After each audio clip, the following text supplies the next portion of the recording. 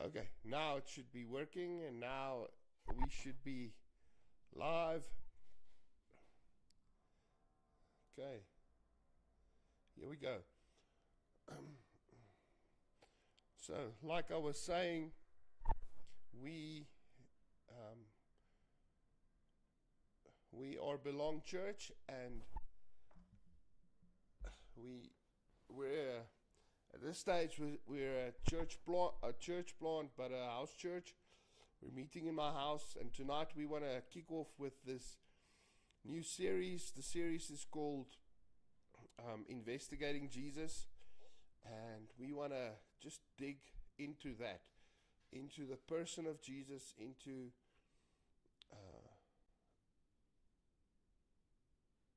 this hard question, like, is there a God? And if there is a God, which one? A lot of people will have different opinions on this, and we need to, I would say, journey together and figure this thing out. Something I would like to say, starting off with, is that what makes Christianity unique is that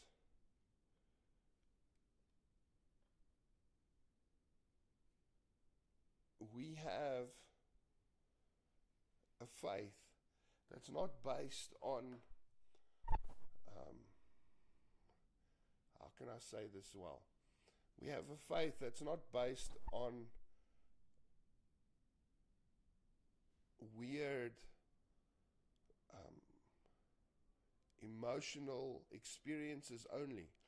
Yes, there's a big part of that, and there's a part where we do experience God in a very emotional place, but along with that, there's also facts, there's truth, there's stuff we can study, go deeper into, and then we can base our faith not merely on emotions or on beliefs, but we can base our faith on facts. And that's what this series is going to be about. We're going to look at the facts. We're going to look at what is it all about? Or what is Jesus all about? Let's say that. Let's start there. For us, we're a Jesus-loving, Jesus-following church, a group of people that love Jesus and that wants to know Jesus, and that's what we're all about. But now we've got a problem, and we're going to journey together to figure this problem out. And the problem is this, that people don't believe the same things today as it was, yes, I can actually say like 50 years back. Like the previous generations pretty much believed because I believe because of my parents. I believe what my parents believe. I believe what my culture teaches me. The church had a much bigger voice in society, in the culture, but that has changed. Whether we like it or not, that influence has changed radically. And so what we need to do is we need to now ask the questions and look for the evidence for the reasons that we believe. And I think this is very important for two groups of people that might be listening tonight. The one group might be, you might be saying that you are in that first group, that group that says that, you know what, I believe. I'm a believer, I'm a Christian, and I don't need convincing. And that's great, and that's good that you believe. the flip side of that coin is, if you say tonight that, I'm a believer, then can you defend or give answers to why you believe? And that's something for believers, for people that believe that Christianity is still the answer, that the church is still the hope of the world. Can we give answer to that belief? And then the other side, the other group that might be listening tonight is the group that says, I don't know. I'm questioning. I don't have all the facts, and I want to help you and look at evidence, and then we're going to journey together. On the one side, we're going to give tools to those who believe already to be able to give a reason to why you believe and what you believe. To the other group, we want to give you answers or even more questions. I think the mistake we make is that we think that faith does not require questioning, which makes it not real faith. So I want to say, keep on asking questions. Ask good questions, because those questions challenges my very being, and when I start getting answers or evidence, then I can start putting my faith in the evidence I discover. And that's what this series is going to be all about, is we're going to try and answer the age-old question about God. Is God real? Does he exist?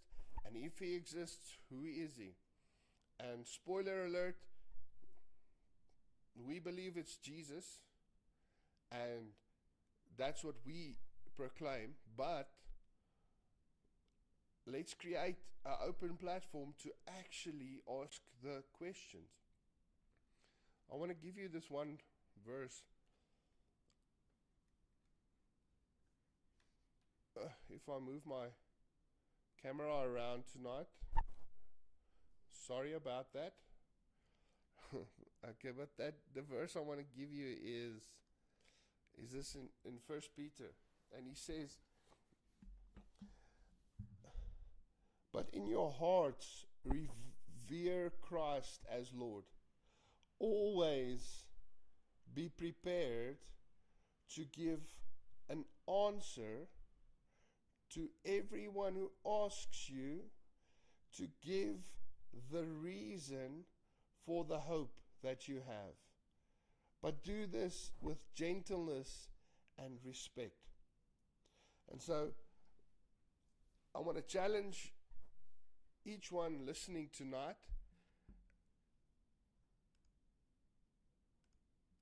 and if you're listening and you say, okay, well, I'm a believer already, I want to give you the tools tonight to say, this is why we believe, and this is why we follow. If you don't believe yet, I want to give you tools to consider, to start following. And so that's what we're going to talk about tonight. Welcome to everyone. We're going to get cracking just now. And what we're going to do is we're going to look at the Bible. That is our root. That's our foundation for the faith that we have. But I want us to approach the Bible a little bit different. And not look at the Bible as a magic book. Not look at the Bible as this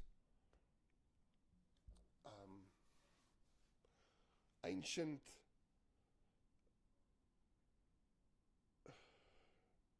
divinely inspired magical book, but rather look at it as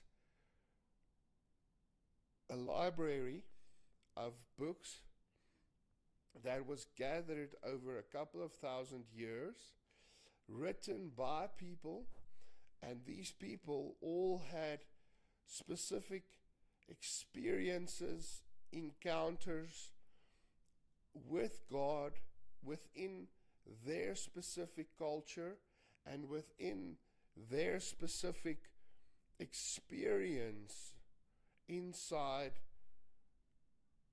time, space, and where they find themselves. And if we approach the Bible from that place, we need to break a couple of things open and approach the Bible a little bit different. Something we must realize is, like I've been saying now this evening, is that the Bible or faith and the way people approach faith has changed, and it's also busy changing and rapidly changing. And for believers, we must get the tools to give an answer to what we believe and why we believe it. And we're going to look at that now. But we need to realize that the Bible is not a book in the sense that it's got a beginning and you start reading on page 1 and you read straight through and then it makes sense. It doesn't really work that way, because it's not a book in that sense. It's much more a library of books, 66 books written over a long period of time, and each book has different literature, different styles that it's written in. Some books are songs and poems, and some books are prophetic writings, some books are historical writings, some books are letters written to individual people or groups of people. And one of those books we're going to look at tonight is the letter that one of the early followers of Jesus wrote. The letter, or what it's called in the Bible, is the gospel. And that word gospel simply means good news. And it's the good news according to this guy called Luke. So we're going to look at, and we're just going to look at the first couple of verses in the book of Luke tonight. And what makes Luke very interesting is the fact that he wrote his experience. He wrote what he saw and what he understood within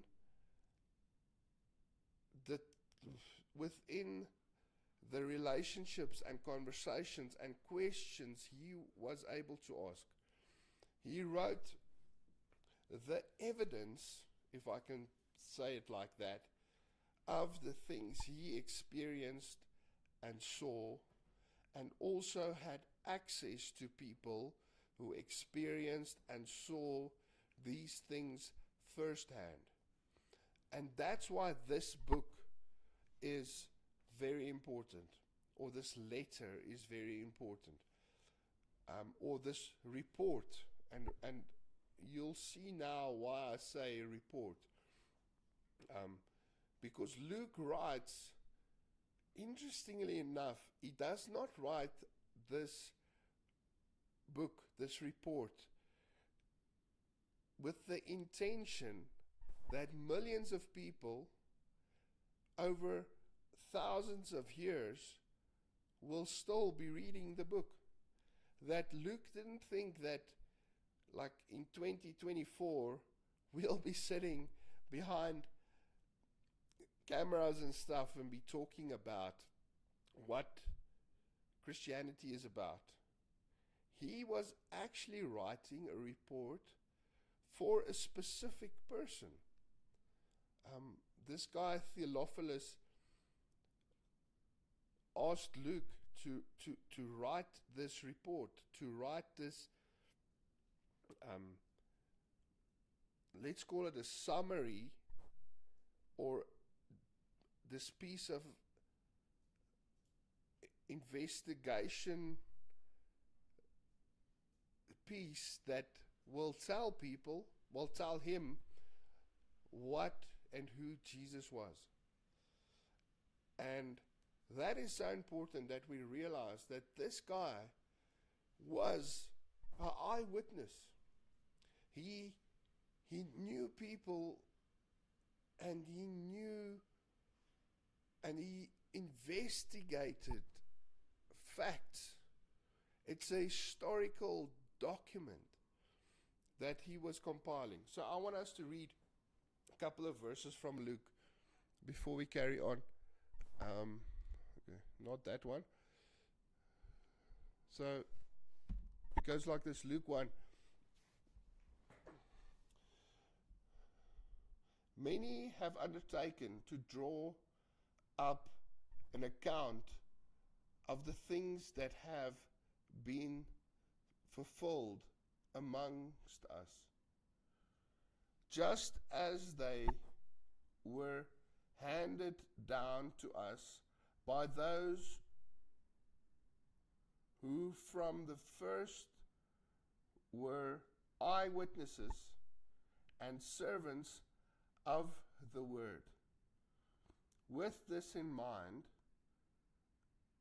since I myself have carefully investigated everything from the beginning, I too decided to write an orderly account for you, most excellent Theophilus, so that you may know the certainty of the things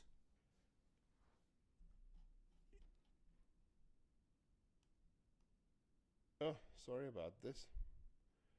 Well, to know the certainty of the things we have seen and experienced. So what is Luke saying here? Luke is saying that a lot of people has written about all these things that has been happening, that there's eyewitnesses, there's people that has experienced, known, seen, walked with Jesus. So Jesus is not just a myth or a made-up character.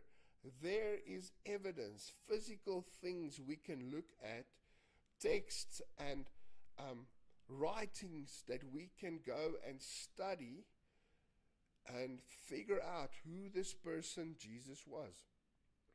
And I think that's one of the first things we must take into consideration.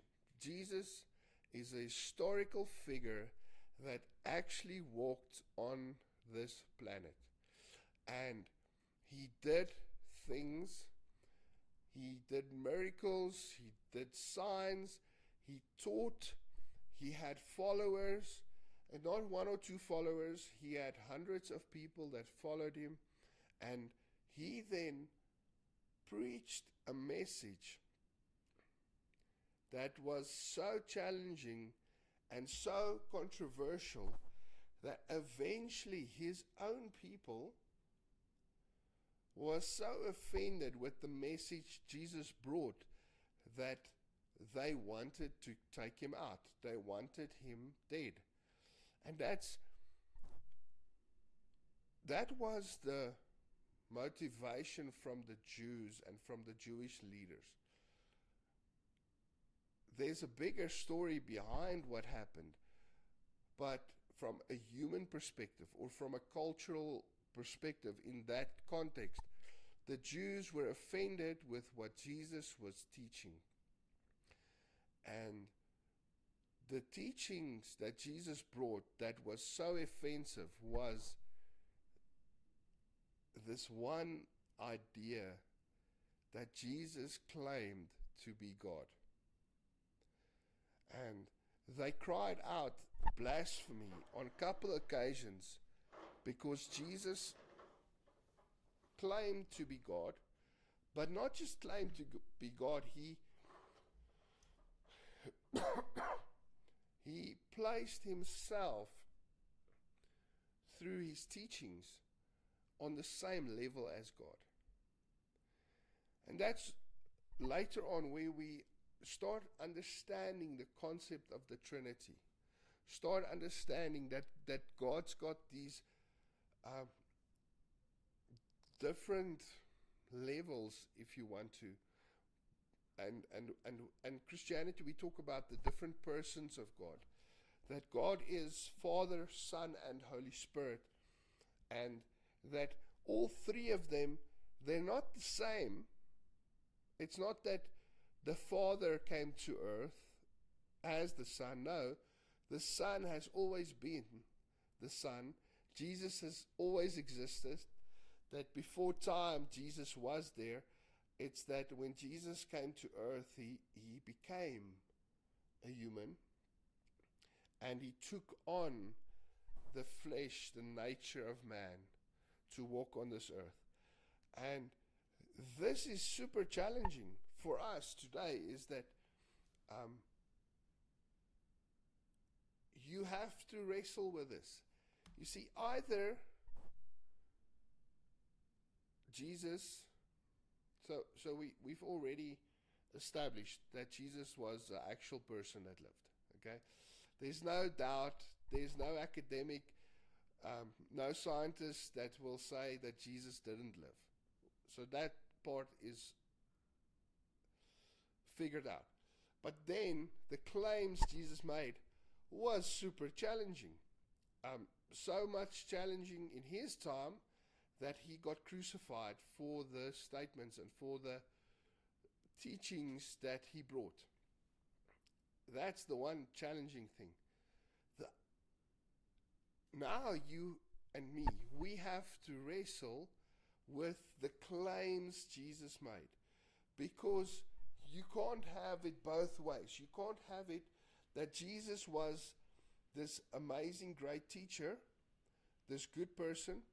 A lot of different groups all groups in some way or form recognize and accept Jesus on their specific level or understanding of who he was.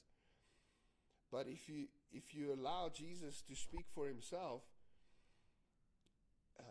he placed himself, I don't want to use the term next to God, but next to God, because he is God. He's part of the Godhead. He's part of the Trinity. And that's what Jesus taught. And that's why they eventually crucified him. Now, you have to wrestle with this.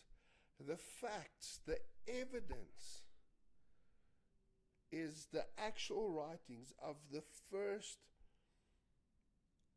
eyewitnesses that walked on this planet the same time Jesus was walking.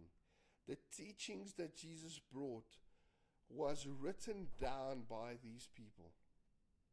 So when we start on this journey of investigating Jesus, we must start there. Firstly, recognize he was a person, but then we must be challenged with what he taught. And what he taught was that he was God, and he didn't always say it directly, but he used the attributes, the miracles, and the personality of who God is, and he took it on himself. And that was super offensive. When Jesus walked on this earth, it was offensive. And to this day, it is offensive. For us, a little bit. Because we are challenged with this thing that if what Jesus said was true, then he was God. And he is God. Then we must take it on the facts, on the eyewitnesses, on the evidence that we have today, and then we must make a choice. That choice is, what do we do with Jesus? You see, either C.S. Lewis, he put it in this way. He said, we've got three options. The first option is Jesus was a lunatic. Jesus was a Charles Manson. He was just totally whacked. He thought he was the Messiah. He brought this message and he was insane. The second option you have is that Jesus was a liar, that Jesus came to deceive people, and that Jesus came to corrupt his culture. The third option you have is that Jesus is who he said he was. You only have those three options. You can't have Jesus being a good teacher if he was insane or he was lying. You can't have Jesus being a prophet if he was insane, a lunatic, or lying. You can't have Jesus being a moral, good person if he was lying or crazy. That is our three options. What do we do with Jesus? If you look at this guy called Luke that compiled this report, this record. Sorry about that. This guy that compiled this record of the facts.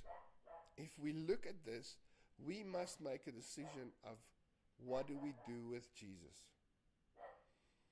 And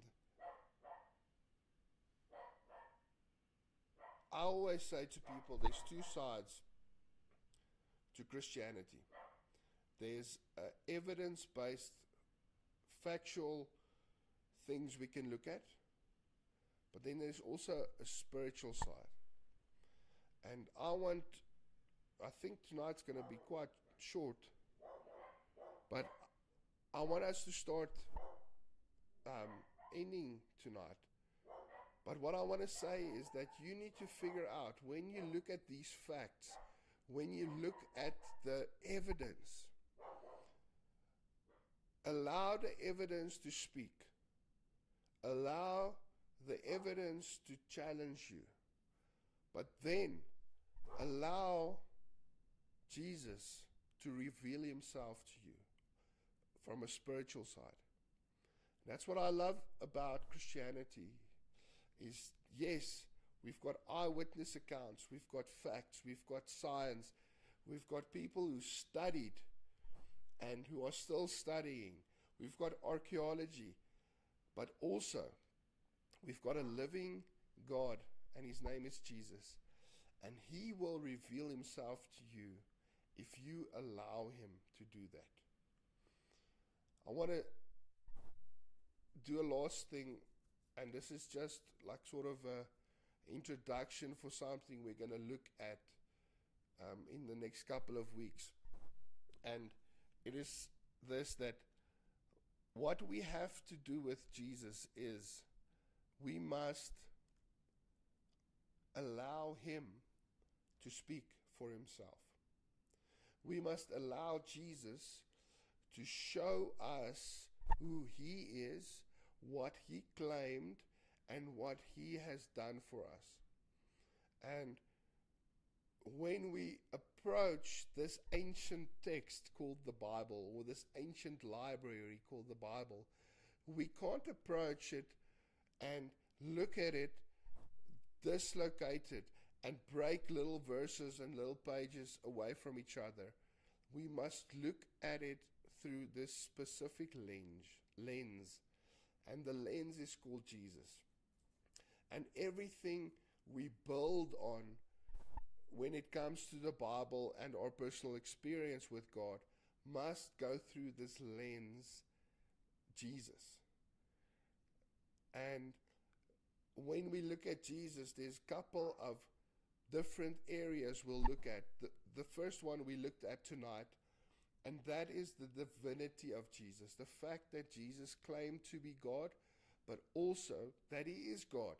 And if he is God, we must wrestle with it, that we must then allow him to be God. The other one is we're going to look at his teachings. We're going to look at the work, the things Jesus has done for us on our behalf. We're going to look at his cross.